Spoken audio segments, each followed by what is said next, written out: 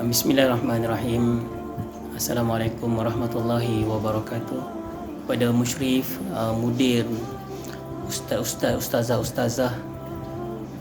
tuan-tuan dan puan-puan, para ibu bapa serta anak-anak Akmal. Terlebih dahulu saya kenalkan diri saya biasa orang panggil Cikgu Azim, ayah kepada Muhammad Amir Fahri.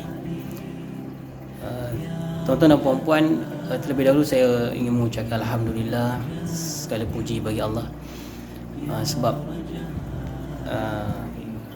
Amir Fahri ini telah berjaya menjadi tempat pertama dalam marathon hafaz yang langsung lebih kurang sebulan, bermula daripada 18 Mac sehinggalah 18 April. Alhamdulillah. Saya pun tak sangka sebab dia berjaya menghafaz 7 juzuk dalam tempoh tersebut. Untuk itu saya mendapat orang kata apa, permintaan daripada Ustaz Saifullah untuk share. Saya bukan nak ngajar, tak ada. Kita just share beberapa perkara yang saya buat, dan saya yakin lepas ni tuan-tuan dan puan-puan, para ibu bapa dapat buat yang lebih baik dan lebih hebat.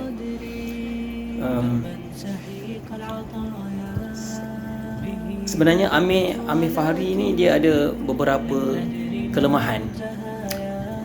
Misalnya yang pertama, Amir Fahri ni dia mudah hilang fokus dalam proses menghafal. Kemudian yang kedua, dia seorang yang moody. Apabila dalam keadaan stres, dia tak boleh hafal dan dia akan tunjukkan sikap protes, tak nak buat. Dan yang ketiga, anak saya ni dia allergic terhadap makanan laut seperti udang, belacan, dan beberapa kali saya dipanggil ke Akmal untuk ambil anak untuk dibawa ke klinik. Tak tahu lah, salah makan mana-mana adalah tu yang dia tak tahan, yang mata bengkak apa semua kan, jadi gatal, dan saya terpaksa ambil lah untuk bawa ke klinik. Dan ada beberapa kali juga dibawa balik ke rumah. Itu antara beberapa kelemahan Amir Fahri. Dari segi kelebihan, saya rasa lebih kurang macam anak-anak kita yang lain. Anak saya ni memang dari dulu dia memang nak menghafal Al-Quran. Semenjak daripada umur dia 10 tahun, saya pernah tanya dan dia memang nak. Pernah saya tanya nak jadi hafiz tak? Dia kata memang nak jadi hafiz, dia kata. Dan saya ceritakanlah sikit sebanyak apa itu hafiz kan, apa yang kita dapat kalau kita jadi seorang hafiz, apa yang Allah bagi. Kemudian Amir Fahri ni dia seorang yang kuat semangat. Semangatnya kuat, walaupun moody, tapi apabila semangat dia datang, dia memang seorang yang kuat semangat. Yang ketiga, dia suka dicabar, tetapi cabaran tu haruslah yang bersifat motivasi dan tidak berbentuk provokasi. Dia suka orang cabar dia, tapi dalam cabaran tu ada kata-kata perangsang untuk dia berjaya, tetapi tidak bersifat provokasi yang merendah-rendahkan, yang meremeh-remehkan dia dan sebagainya lah. Kemudian yang keempat, apabila membaca sesuatu dia mudah ingat. Walaupun dari segi fokus dia mudah hilang fokus, tetapi apabila dia membaca sesuatu, dia mudah mengingati perkara tersebut walaupun dengan hanya sekali bacaan. Misalnya cerita, syarahan, pidato dan sebagainya lah. Mungkin atas kelebihan tersebut kot, ustazah di sekolah agama ambil dia untuk mewakili sekolah ke peringkat daerah dalam syarahan bahasa Arab. Kemudian cikgu di sekolah kebangsaan ambil dia untuk mewakili sekolah ke dalam pertandingan bercerita kisah sains ke peringkat daerah, kemudian jadi johan di peringkat daerah, kemudian mewakili daerah ke peringkat negeri. Dari segi tips-tips yang lain yang saya boleh kongsikan dengan ibu bapa Akmal, ustaz dan ustazah serta anak-anak Akmal sekalian ialah saya rasa sama je macam ibu bapa yang lain. Kita mula biasanya lepas subuh tu kita akan buat sedikit semakan. Kemudian yang aktiviti lain tu samalah, budak-budak disuka main apa semua kan. Kemudian saya lihat waktu terbaik untuk anak saya ni membuat hafalannya ialah selepas solat maghrib. Dan selepas solat maghrib itulah saya biasanya ambil kesempatan untuk membetulkan bacaan, tasmid dan membuat semakan hafazan untuk hari yang berikutnya, untuk hari esoknya. Kemudian sehinggalah masuk waktu isyak. Kemudian selepas isyak kita akan sambung semula hafalan-hafalan tersebut sehinggalah lebih kurang pukul 9.45, pukul 10. Selepas itu kita je sembang-sembang je lah, sembang-sembang dengan dia, dengan abang dia, dengan mama dia kan, main-main gitulah.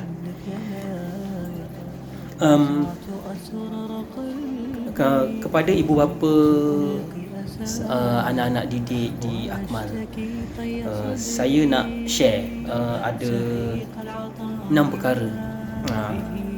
6 perkara lah yang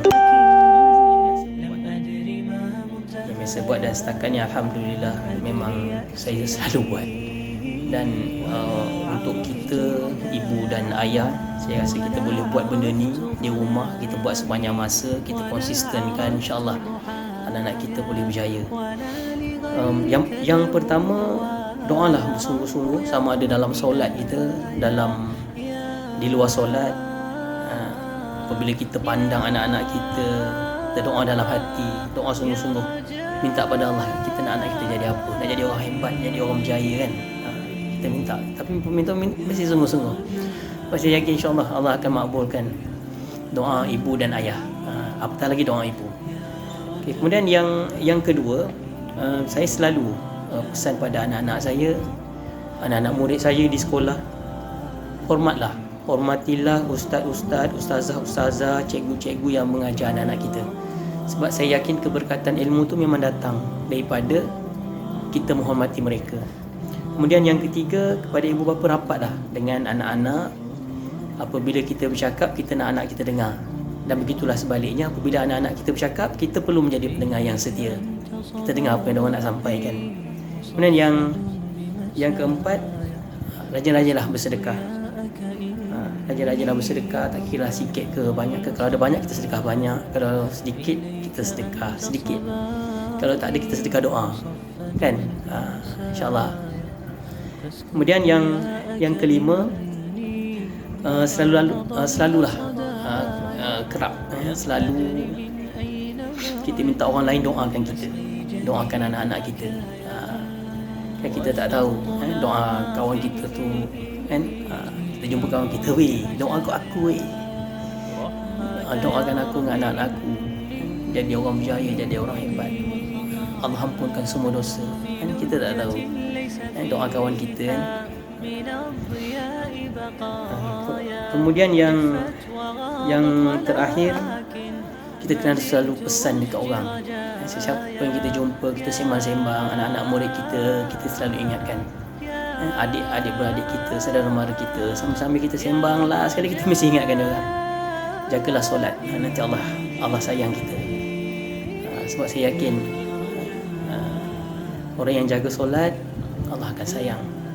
Allah sayang, apa yang kita nak semua Allah akan makbulkan, insya-Allah. Itulah, saya pun tak pandai nak bercerita panjang lebar, hanya beberapa perkara yang saya dapat kongsikan dengan ustaz dan ustazah, para ibu bapa dan anak-anak didik di Akmal. Saya yakin tuan-tuan di luar sana adalah lebih hebat, lebih banyak ilmunya, dan saya yakin kita mampu mendidik anak-anak kita menjadi anak-anak yang hebat, dan anak-anak yang dalam dadanya ada 30 juzuk Al-Quran, dan insya-Allah lebih daripada itu.